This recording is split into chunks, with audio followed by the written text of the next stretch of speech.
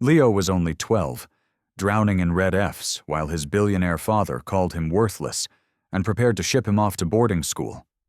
No tutor, no specialist could help. That's when Clara, the new maid, walked in and noticed something nobody else saw. She had lived that same silent struggle once and carried the method her late mother used to save her. Little by little, she began to unlock what the world had missed. And when the test results came back, the entire mansion was left stunned.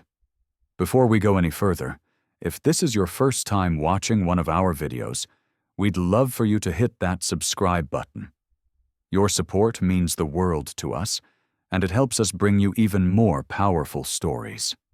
Stick with us till the very end, and if this story moves you, drop your thoughts in the comments and share it with a friend.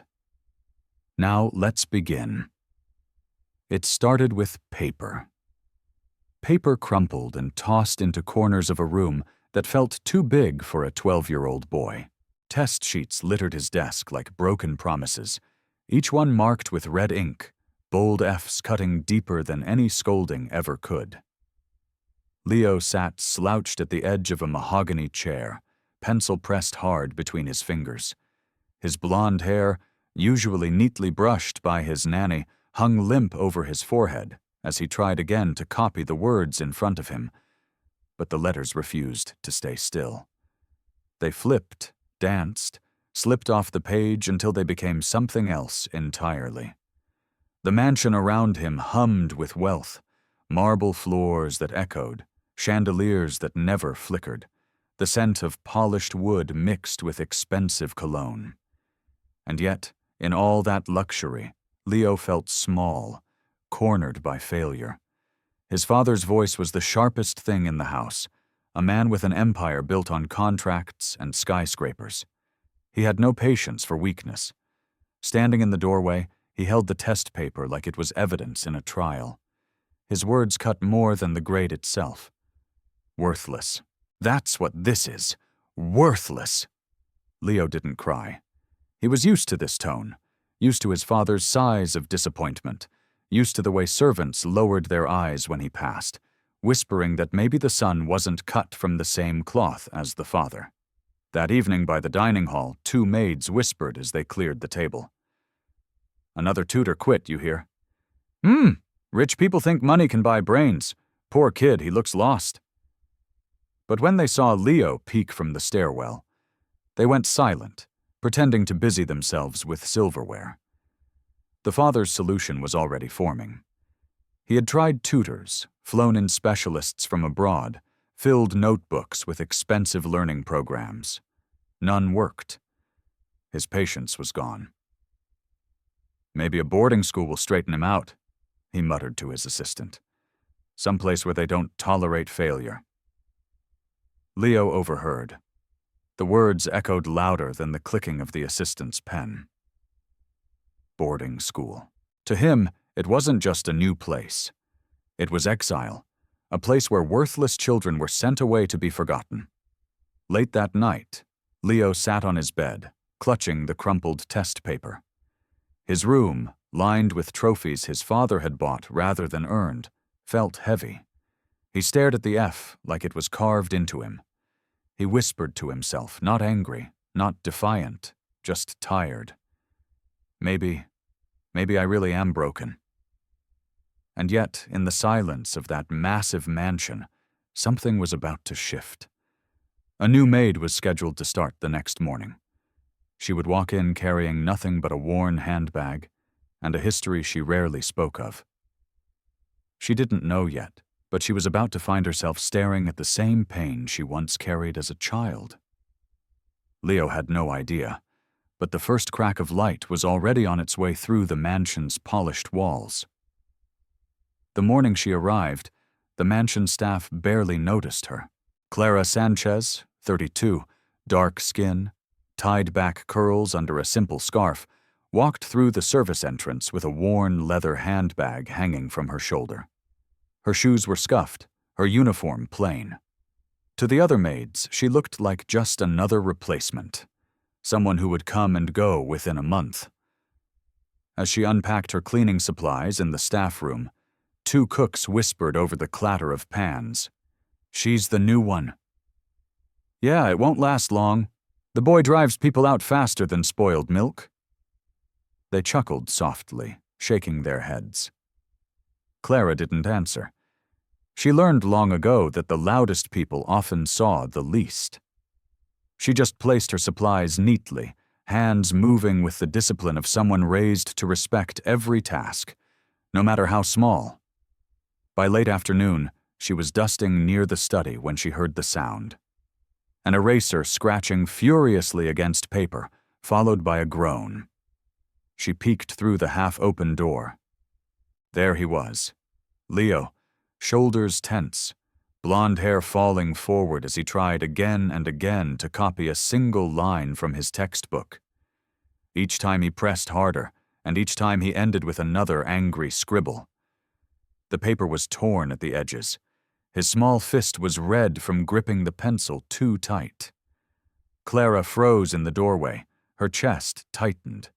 She had seen that look before, wide eyes that begged the page to make sense, frustration boiling into shame.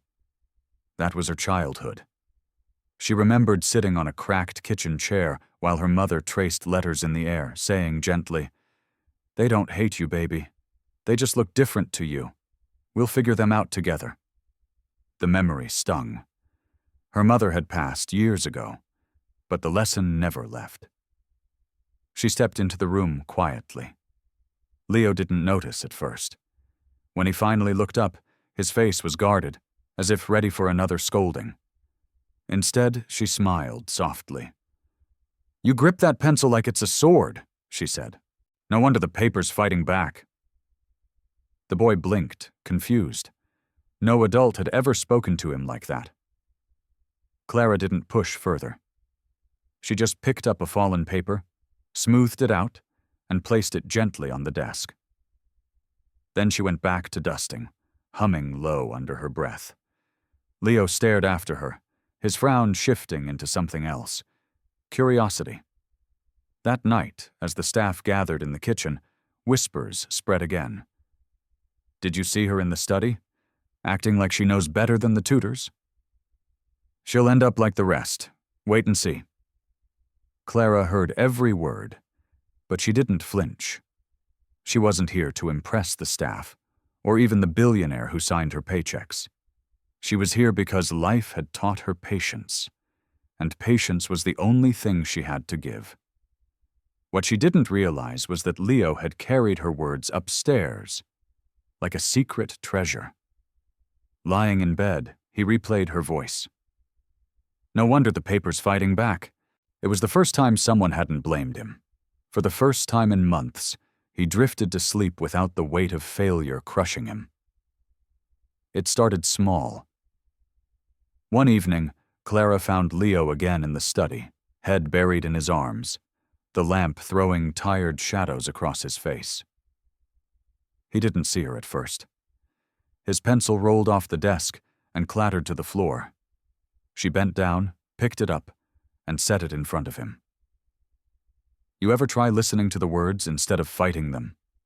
she asked softly. The boy frowned. "Listening?" She pulled a chair beside him. Without asking permission, she took the book and traced her finger under a line. Slowly, carefully.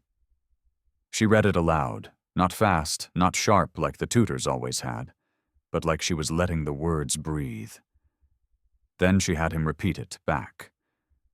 At first, the letters jumbled, slipping into the wrong order. His cheeks flushed red. He pushed the book away. "See? I can't. I'm broken." Clara leaned back, her voice steady. "You're not broken. You just see the world in a different rhythm. My mama used to tell me the same thing. Took me years to believe her, but she was right." Leo looked at her, startled. No one had ever admitted to knowing what it felt like. So she tried again. This time, instead of words, she drew shapes in the air. She let him trace letters on the table with his finger, then whispered the sounds instead of rushing him to spell them. She broke it down to its smallest pieces, like her mother once did. And then it happened. He got through an entire sentence without stumbling. His mouth hung open, then slowly curled into a smile. I did it, he whispered. Clara grinned, clapped softly, then tapped the page. See? They don't hate you. You just needed them to slow down long enough to understand you. That night, he carried the book upstairs and read the same sentence again under the covers. For once, the words didn't fight him. The days turned into weeks. Every afternoon, when the mansion grew quiet, Clara slipped into the study. They practiced letters in chalk on the blackboard, sounding them out slowly. Some days were harder than others. Tears, crumpled paper, slamming fists. But she never rushed him, never scolded him. Word spread among the staff. In the pantry, whispers grew louder. You hear? She's teaching him now, a maid teaching a billionaire's son. Bold, huh? She'll get fired if the boss finds out. Mark my words. Yet when Leo saw her in the hallways, he lit up. He began waiting for her, pencil sharpened, ready for their next session. His handwriting grew steadier, his eyes brighter. One morning, when the father stormed into the study with another pile of test results, he froze. Instead of crumpled papers, he found his son leaning over a workbook, carefully sounding out each line with Clara by his side. The billionaire's brow furrowed. He didn't say a word. Just placed the tests on the desk and walked out. But Leo didn't flinch. For the first time, he felt like maybe, just maybe, he was winning. And Clara, she knew this was just the beginning. The test day arrived quietly. No tutors in polished suits, no expensive specialists hovering with clipboards. Just a boy, a sharpened pencil, and the lessons whispered to him by a woman the world never thought would matter. He sat at his desk in the study, shoulders steady for once. Clara lingered in the doorway. Not too close, not too far. Just there. The way her mother had once been for her. She didn't correct him, didn't whisper answers. She only gave him the nod, the one that meant, you can do this. When the paper was done, he walked it to his father's office himself, hands trembling, but head held higher than it had been in years. The billionaire looked up from a mountain of contracts, irritated at the interruption. He took the paper without interest, but then his eyes caught the mark at the top. His brow furrowed. Oh. He turned the page over, scanning every line. An A, not a pity grade, not a curve, a clean, undeniable A. For a moment the man just stared, as if the page had betrayed him. Leo stood silent, waiting for the usual sigh of disappointment. But it never came. Instead, the father looked up sharply. How? The boy didn't answer. He only turned his head, eyes shifting toward the doorway where Clara stood quietly with her cleaning rag still in hand. The father followed his gaze. And for the first time, he really saw her. Not just as staff, not just as a name on the payroll, but as the person who had done what money never could. The billionaire leaned back in his chair, the paper still trembling in his hand. A silence hung in the office, broken only by the sound of Leo's small but steady breath. Word spread quickly through the mansion. In the kitchen, staff gossiped in hushed voices. You hear? The boy aced it. No way. That maid. She actually pulled it off. Zeus. She did what all those fancy experts couldn't. Wow. Clara didn't celebrate. She just went back to polishing silver, her face calm, though her chest swelled with something warm. Something she hadn't felt in years. Pride that her mother's lessons had lived on. That evening, the father called her into the study. She braced herself, expecting a scolding for stepping out of line, for daring to teach his son without permission. But instead he set the paper on the desk between them. You saved him, he said, his voice low, almost reluctant. Name your price. And from now on, you don't scrub floors. You'll be his tutor. Clara's throat tightened. She nodded once, steady. But when she left the room, her eyes burned. Weeks turned into months, and Leo's grades continued to climb. Teachers at his school whispered in astonishment. Is this the same kid? He used to fail everything. He's brilliant. He just needed someone to meet him where he was. At home, the mansion felt different, too. Laughter drifted through halls that once only echoed with sharp footsteps and disappointment. Leo no longer hid papers under his bed. He proudly spread them on the fridge. Even the ones that weren't perfect, because now he knew progress mattered more than perfection. And the billionaire? He learned something wealth had never taught him. Brilliance doesn't grow under pressure. It blooms under patience. Clara stayed by Leo's side. Not as a maid anymore, but as a guide. To him, she wasn't just the one who taught him to read. She was proof that even the people the world overlooks carry miracles inside them. Because sometimes, all it takes is one person who refuses to give up, to remind you that you were never broken to begin with. If this story moved you, remember, sometimes the greatest power isn't money or status.